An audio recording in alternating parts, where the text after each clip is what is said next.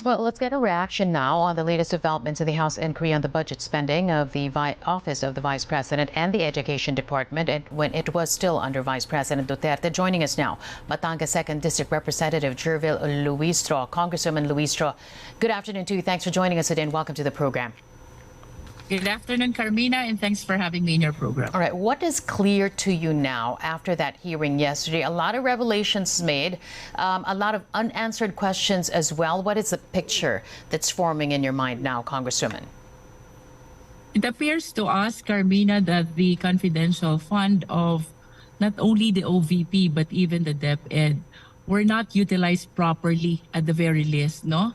Kahapon during the hearing, we were presented with various receipts, questionable receipts. And if I may share with you, there are around 4,000 receipts. And out of these 4,000, we have 700 plus acknowledgement receipts, which does not bear the printed name of the payee or the grantee or the recipient. There are more than 300 receipts, which has the printed name. However, it is unreadable. And apart from all these receipts that I have mentioned, we discovered this Mary Grace Piatos, Kokoy Villamin, and we have this observation that most of the receipts were written by our plain view, by one and the same person only. And there were some receipts which are the ink that was used seemingly came from the same ball pen, Karmina, no? This is with respect to the acknowledgement receipts, but we have to share as well itong naging observation natin about the spending for the alleged safe houses na napakamamahal. They paid very huge amount of rentals amounting to 90,000 pesos per day, which is beyond the reasonable amount of rental even for a high-end or luxurious resort or apartment in Makati or even in Boracay, no? So indeed, Karmina, there are a lot of things that need to be explained. And we felt so frustrated that even yesterday, the person whom we really want to ask questions about this utilization, who is the SDO of OVP, Sina Acosta, and the SDO of DepEd, who is Edwin Fajarda, both failed to appear again. And I believe that yesterday was our 6th hearing already. And I believe that for several times already, we were able to invite these two resource speakers. And until our yesterday's hearing, there were no shows from these two important resource persons, Karmina. Congresswoman Luistro, how do you then prove? Because in plain view, as you said, by your own assessment and as you peruse through the documents, you deduce that your findings is that it was written by one and the same person, most likely by one single ball pen. But how do you prove that? Because at this point, we're only hearing from you guys that those are your findings. How do you prove that this Karmina, is the truth? Go ahead. I understand the limitations that we have, considering that all our bases are based on our plain view of this acknowledgement receipts. But I have to share with the people that one of the members of the Good Government Committee already moved for the participation of the NBI to examine these documents and come up with a finding if indeed our suspicion is true or the same or correct, na ito ba ay sinulat ng iisang tao lamang with the same ball pen. And we already solicited also the help of the Philippine Statistics Authority to conduct a rundown of all these names, if indeed these names will appear in the database of the Philippine Statistics Authority. The observation that we shared yesterday and in today's program of yours, no, is based on our own examination only. Correct. But of course, we understand the limitation of that examination, the limitation that we have in the Good Government Committee. And that is the reason why our colleagues in the Good Government Committee already moved for the assistance of the National Bureau of Investigation. And as far as the examination of the signature and the ink that was used, are concerned, and the help of the PSA with respect to the existence of these names in the database of the Philippine Statistics Authority, Karmina. So We then, hope that by our next hearing, Karmina, we will be able to hear and to receive the report of the PSA and the NPI. so then, if you have the cooperation of the NBI and the PSA, this will then point to the dispersing officers, Gina Acosta and Edwin Fajardo, as to what happened, whose handwriting is that, who are these people? Is that the next logical step, Congresswoman? I don't know, Karmina, if we will be able to reach that point where we will be able to identify whose signatures really are the signatures appearing to at the acknowledgements receipts. So many acknowledgement receipts, no? But at the very least, what I believe is we will be able to determine if the author of those signatures, of the so many signatures, belong to one and the same person only. But to be able to identify the owner of every signature, I don't know if the NBI have that capability of identifying the owner or the author of all those signatures. At least, I hope we will be able to establish kung isa lang ba ang pumirma ng lahat ng signatures na yan o iba't ibang tao ba ang pumirma ng signatures na yan, Karmina. Dadating din ho ba sa punto na kapag no, dumating sa inyong pagdinig, si Acosta at saka si Fajardo, ay pasusulatin nyo rin po sila? We will have to see from our fellow members of the committee kasi may limitation yan, ano, Karmina, no? If we ask her and she refused, there might be an issue of grave coercion kapag pinilit natin siya or we ask her to write her signature, affix her signature against her will. No, I think there's a legal question on that. So it depends. But if I am Gina Acosta and I'm standing by my statement that I have nothing to do with the utilization of those confidential fund, and I did not take part in the production of all those acknowledgement receipts, including the certification. Why not volunteer writing and affixing her signature to prove to the public, to the Filipino people, that she did not participate in the fabrication, the alleged fabrication of all those acknowledgement receipts, Karmina. I want to turn our sights now on what the Vice President said regarding what happened yesterday. Ang sinasabi po niya, they don't have, in so many words, hindi naman daw dumadaan sa kanila itong mga, sa kanya in particular, these acknowledgement receipts. But one, that begs the question, where is the accountability? So is that enough for you, Congresswoman, this reasoning being given by the Vice President?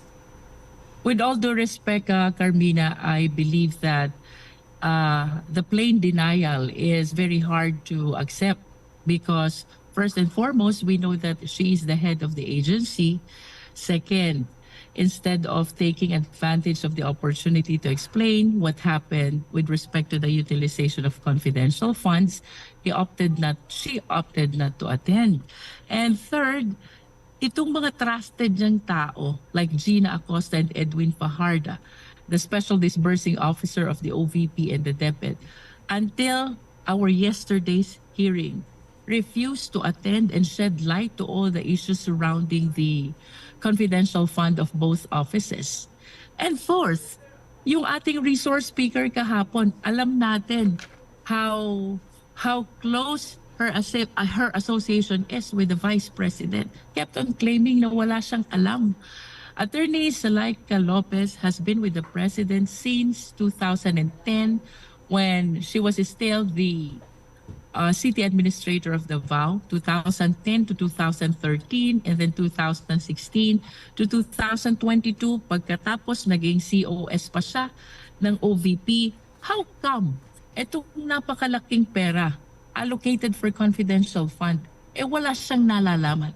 She, considering her close association with the head of the agency, who is no less than the Vice President.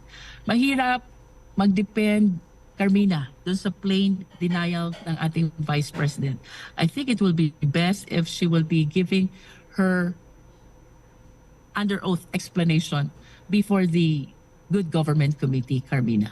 In a statement, the Vice President said that she pities the staff who chose to attend the hearing.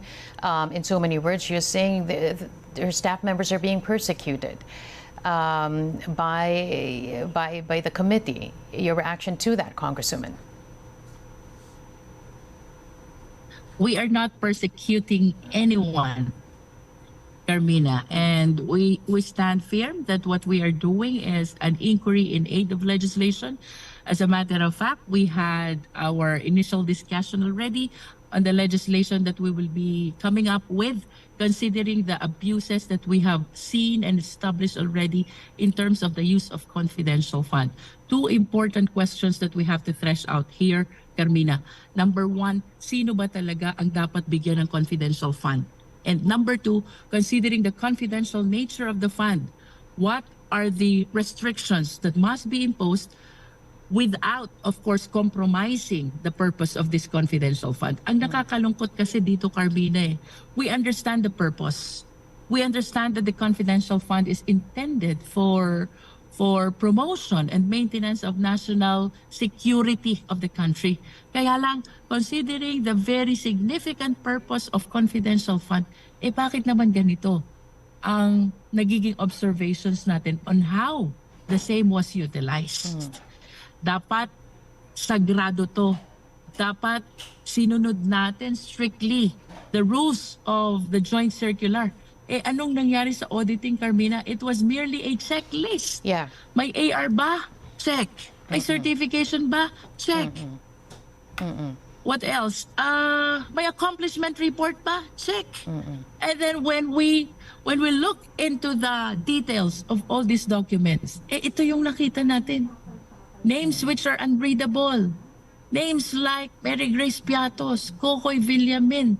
And then nobody wants to stand up before the committee to explain what really happened to this huge amount of confidential fund. If I am not mistaken, Karmina, for OVP, this is 125 million times 4 quarters.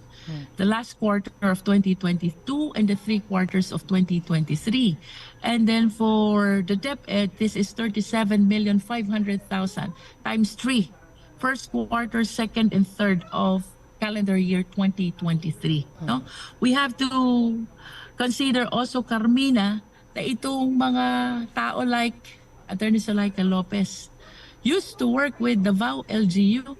At ang naging observation natin with the VAU LGU, ang laki ng kanilang confidential fund. Let's get into that, Congresswoman. Sorry to cut you there, but let's get into that because I was listening very intently when you were questioning Attorney Lopez, and you brought her back to when she was still a city administrator, correct, in Davao City. What were you trying to establish then, Congresswoman? I was trying to establish that she is very much aware of all the programs of the LGU, just like her representation, that she's the one who coordinates with all the department heads. She's the one who coordinates all the program of the city, of the Davao City, the LGU. Pag may program implementation, may budget utilization yan, di ba? So how come hindi alam ni Atty. Zuleika as big as 460 million confidential fund? My question is, kung ikaw ang program implementer niyan, saan nyo ba ginastos itong 460 million na confidential fund? And it's impossible. And it's impossible, Congresswoman Luistro, for her not to know, because that's what she said yesterday. She does not know anything. All of a sudden, there were silos that prevented anyone from knowing everything. Go ahead. I agree with you. When she was asked about her functions as a city administrator, we've heard, ang dami. I even commented that our time allotted for the committee hearing might not be enough, considering the ample function of the city administrator. It seems na alam niya lahat, di ba? Pero pagdating sa confidential fund, zero knowledge siya.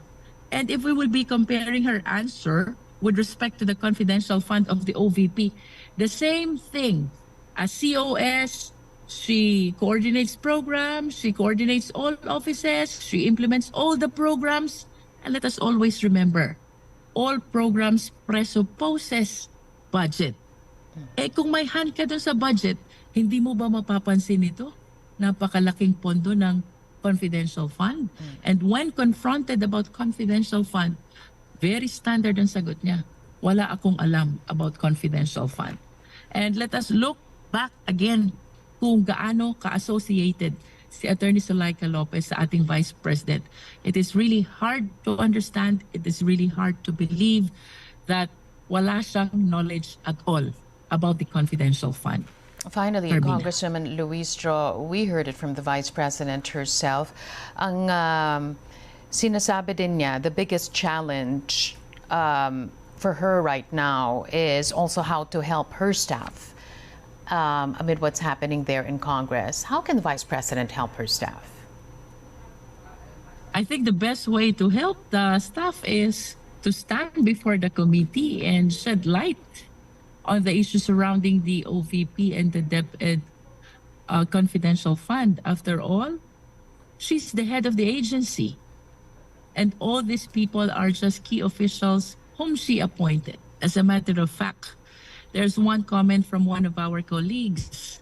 Bakit itong mga career officials mukhang iniwan sa ere? And the person who is the head of the agency, who is supposed to be answerable and responsible for all this, siya yung wala and not ready to answer all the issues which are being alleged with respect to the confidential fund of both offices. Karmina. And finally, Congresswoman, the Vice President seems to be putting forward this image, right, that she's the victim here, that she's being persecuted. Her staff members are being persecuted.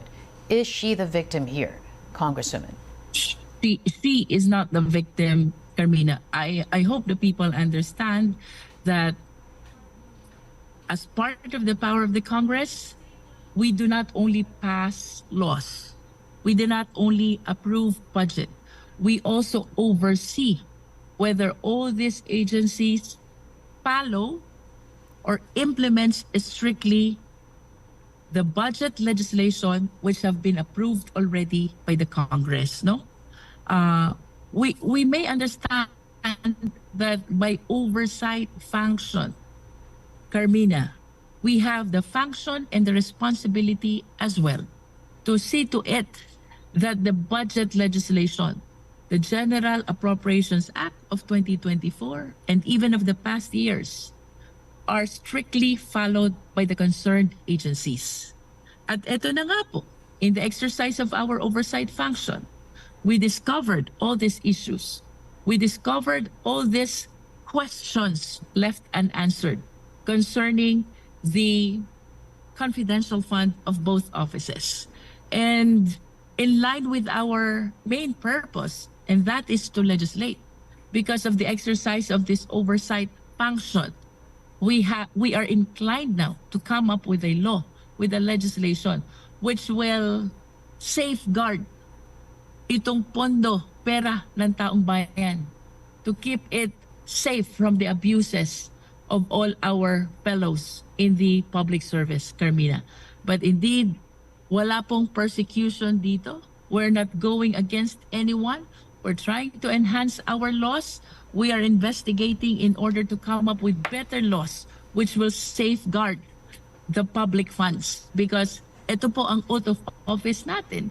Being in the government, let us always be reminded by the constitutional mandate that public office is a public trust.